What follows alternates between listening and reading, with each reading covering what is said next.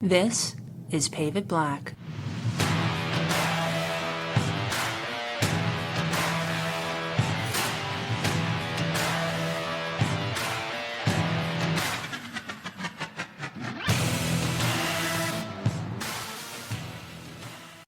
Hi, everyone, and welcome to Pavement Black, the official podcast of the National Asphalt Pavement Association. My name is Richard Willis. And I'm Brett Williams. In our recent podcast with Buddy Hobart on leadership, he spoke in great detail about looking at training and leadership development of your staff as an investment and not an expense, and how important it was to give your staff room to grow and abilities and opportunities to gain those leadership skills. And when we think about that, my question really for today that I'm hoping to answer is how do we take that idea or theory and really turn it into a reality?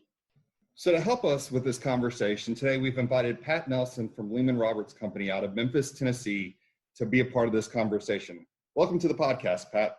Oh, thank you for having me, guys. I'm excited about the opportunity. As I shared with you, this is my first podcast, so take it easy on me. Absolutely. Well, can we just start off by hearing a little bit about you and Lehman-Roberts? Yeah, Lehman-Roberts is actually one of a pair of companies that's family owned. We also own a mining company, Memphis Stone and Gravel Company. The two companies have been held under family ownership for over 80 years now. And we work in West Tennessee, North Mississippi, and Eastern Arkansas, both providing aggregates to ready mix and asphalt industries. And then, of course, with the asphalt construction business as well. So Pat, when I pull up your company's website, one of the first things that I read is Lehman-Roberts Company is committed to creating a great environment for team members. So to me, it really communicates the commitment to employees. So I was hoping maybe you would share a little bit about what your company is doing today to invest in your employees. So we've been on what I refer to as a journey among several different areas in our business for the better part of a decade now, and have been investing heavily in really our workforce and development of our leaders, primarily, I guess, maybe for the last 5 or 6 years in a more intentional way. I will say that you don't get to be a 81-year-old business with long tenured employees like we enjoy without doing a lot of things well along the way. We came to a realization that our leaders needed tools to be able to lead more effectively and really needed some education around the people that they were leading and about themselves to be able to relate intentionally. And so we've been working hard to provide those tools to them. It sounds easy to do or easy to say and hard to do. I really like Buddy's word there because investments, you have to continue to make them.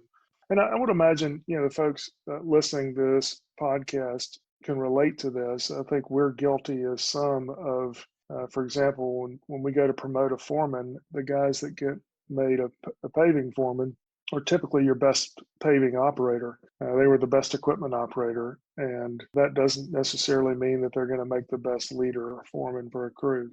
And we realized we were guilty of making those promotions and not equipping folks for the task at hand. We're going back and doing some of that and have had some good success in that. That was part of the conversation that we had with Buddy, was actually the challenges with sometimes promoting people before we've even given them the right skill set to succeed in that position. And so carrying on with that conversation, were there some other things that happened or some other things when you were looking at your company that made you realize 5 years ago that, or maybe even before that, this is something we have got to start investing more in, and this is something that's got to be a focus? I know one of the things that you did was you created a vice president for people. What was kind of the catalyst for some of those efforts? So around the same time, we took the time and made the effort to verbalize what our core values were for our business. And we did a fair amount of research, even going back to Mr. Lehman and Mr. Roberts and some writings that they had done in the early days of the business. And we interviewed some long tenured employees and really went mining for what those values were in the business. When we did enumerate those and then when we listed the behaviors that went into those, it became a very clear framework for us through which we filtered business and people decisions. when you put that framework together, it actually made leading the business more simple because it either fits into the framework of those values, a decision about a person or a decision about even, a job. If it fits those values, if it goes through that filter of our values and it comes out the other end successfully, then it makes it easy. And if it doesn't come out successfully, then you have to make some hard decisions there. What needs to go or leave? And particularly around people, one of our core values is stewardship. Stewardship is this idea of an ownership mentality. And we want our team members to really have this ownership mentality of they own the business. They treat it like they own it. And as we began to teach on that and as we began to educate on that, we realized that there were unfortunately some hard decisions that had to be made around people, but there were also folks that fit that framework so well, and they're the ones that have risen to the high places in this organization.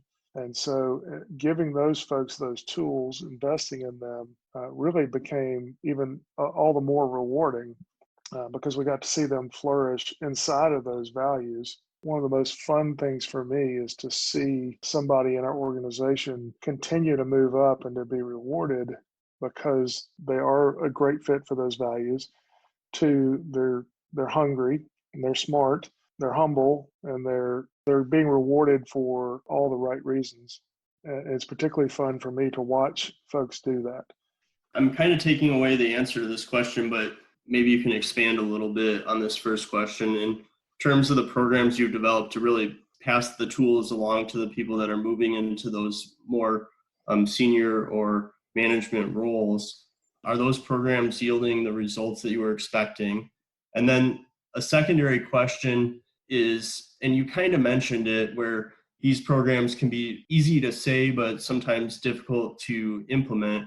Are these programs dynamic where you're continually trying to improve them or get better results? Or have you arrived at a program where you're feeling pretty happy with where it's at and just forging forward and getting the results that you're expecting? So that's a lot of questions there, but I'm just kind of hoping that maybe you can expand in that area. Stop me if I don't remember your questions in order, but your first question of are we seeing success with anything that you do? It's success is a mixed bag. Yes, we're seeing success in folks, like I was saying earlier, that are moving up through the ranks, and we've got some really, really high potential people here that I think will continue to flourish. We've also, we've had some folks who have not resonated with the things that we're doing. So, we look at the programs that we're putting together, they really sort of fall into three buckets. One of them is just organizational health, around team health and being able to work together in a healthy way based upon a foundation of trust, being able to disagree in a healthy way, and to be able to achieve results. The second one is some one-on-one coaching that we do with some high potential folks.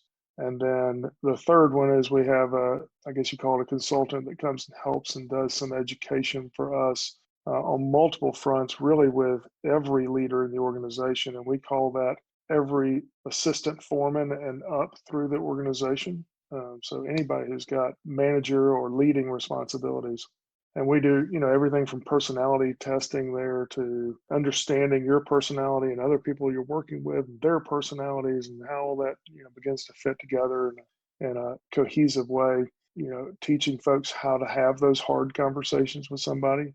When you become a manager, nobody taught me, at least, how to have a hard conversation with a team member, and I don't like conflict, so those are difficult for me. But in each of those three categories that I just listed, we've got some great results and we've gotten some mediocre results. And typically, when you look at the team members where you've gotten less traction, it kind of comes down to a values question. Do they really fit our values? We ultimately sort of come back to that question and we assess, is this person going to continue to rise up through the organization based upon performance and values? And really all of this work comes, at least in my own mind, and the why we do it is we believe that every human being has amazing potential. And part of our responsibility as an employer, as an enterprise, is to see people reach their greatest potential. We want to see that happen with our team members, and so we want to do those things. I think your second question was, do we tweak or do we amend the program? And I would say absolutely. It doesn't look like it did last year, and it doesn't look like it did in 2018 or 2017. And we've had a few fits and starts with, for example, the organizational health piece that I was telling you about, and actually rebooted some of that learning for our executive team back in the spring. So this is one of those journeys that you never really get to the destination. You mentioned that during this process, you see sometimes that maybe people's values didn't necessarily fit the values of the company. That can create some challenges. As you're working through these processes, what happens if staff may be hesitant to jump in on some of these things? I mean, people typically have a persona or an expectation of what a construction crew is. And we're talking about things now on the softer side of the sciences, where how do we have tough conversations and how do personality types affect communication? Have you seen some hesitancy from some of your staff to fully buy into this, or have people seen those results and let those results be the data they need to say, yeah, this is actually going to be something that's helpful? I could take a couple of different paths with my answer to that question. It's a good question. I will say, just as an example, that probably one of our early naysayers to this whole thing was sitting in the meetings with his arms crossed and, I don't know why we're doing this. We should be out paving. Has actually become one of the most successful with the tools that were put in his tool bag. And it's just been awe-inspiring to watch him lead with these tools. And he has hard conversations with his guys, and he doesn't put up with folks that show up late or, don't pitch in or you don't buy into the way that he's leading his crew. He actually got some of the most green new hires about 3 or 4 years ago. We spun out a new crew, gave it to him. He trained up the entire crew. They're probably our best performing crew. And he's promoted 2 guys off of that crew into foreman today. It's so fun to watch that, because you're watching a guy who was probably not excited about doing the softer side of what I like the way you put that, but has really turned into an all-star through some of that, and to his own talent too. It's not that, he brought a lot of gifts to the table, right? But it's been pretty cool to watch his success in that. He's probably got another foreman or 2 on his crew now that he's training up, and so it's pretty cool to watch that. The other path I was going to take with that, for those folks that aren't buying in, there's nothing like watching the executive team lead by example on this.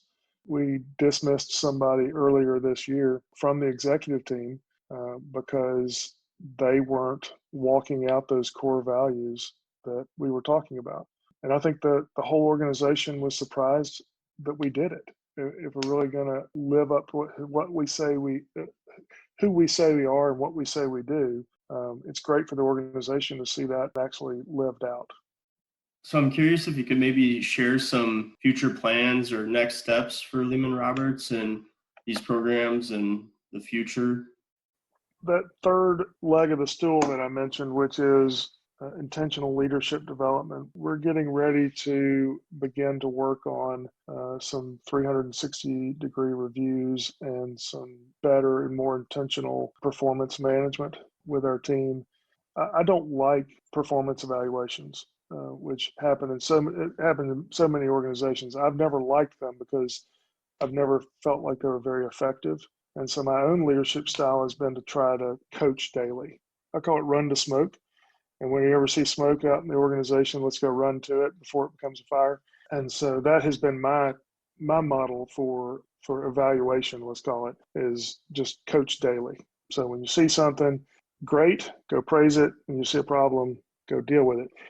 That is very difficult to replicate down through an entire organization. We're wrestling right now with what performance management evaluations, what that really looks like. We do some, I'd say, really weak, not very meaningful evaluations today, but that's going to take a lot of education and a lot of, to your question earlier, fits and starts and retooling in order to try and get that right. When you ask people, and even outside of our industry or in our industry, who's doing it really, really well, everybody kind of goes, "Oh man, I don't know who's doing that well." It's a really challenging piece, and we still want to coach people. Go run to smoke, go praise, go deal with things. Don't wait for the 6-month or 12-month evaluation to go sit down with somebody and have a hard conversation. Go ahead and do it today. So it's not that we want to get away from that. It's just hard to replicate that and really get meaningful feedback up through the organization in order to affect pay and promotions. And at some point, you need something more objective. That's really the next piece that we're working on and trying to do well. I'll let you know if we figure it out. My guess is if you ask me a year from now how that project went, I'll probably do what a lot of people do and I ask them what they're using. They're like, it's just a challenge. It's people. Well, Pat, we really appreciate you spending a little bit of time with us today to have this conversation.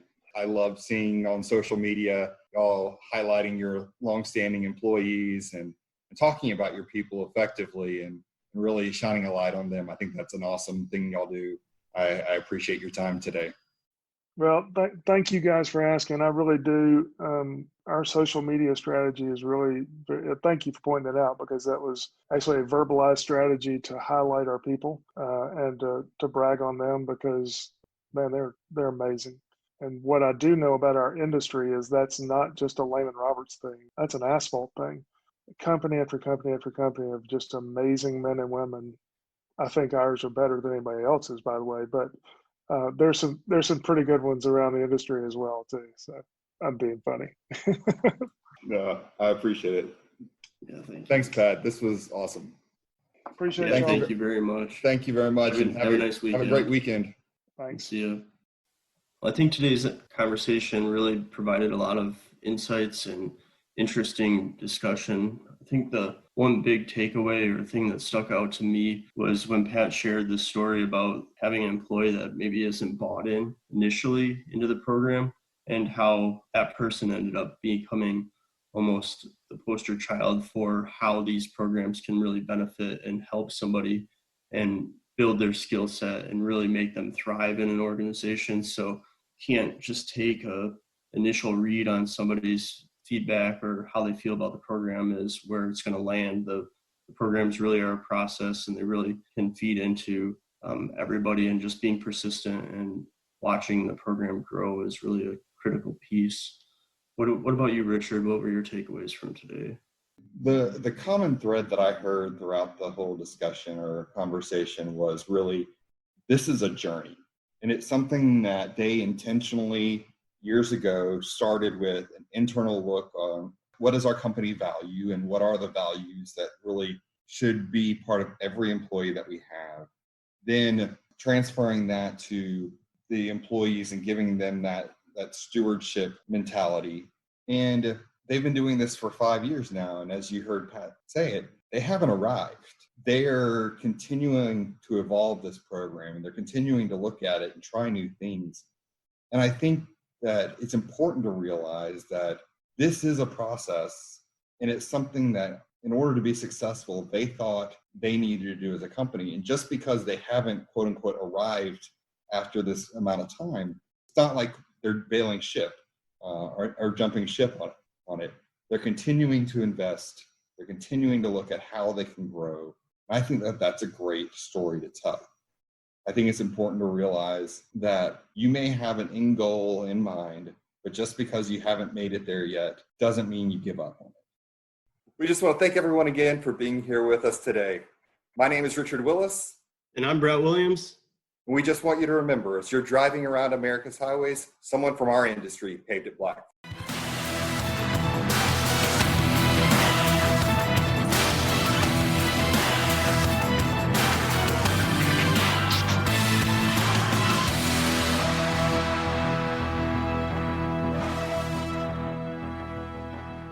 Pave It Black is produced by Monica Dutcher of the National Asphalt Pavement Association, with podcast theme music credits to Coleak. You can find Pave It Black on most of your favorite platforms, including SoundCloud and iTunes. If you would like to suggest someone for us to interview, please email Richard Willis at rwillis@asphaltpavement.org. That's RWILLIS at asphaltpavement.org. Until next time, keep paving it black.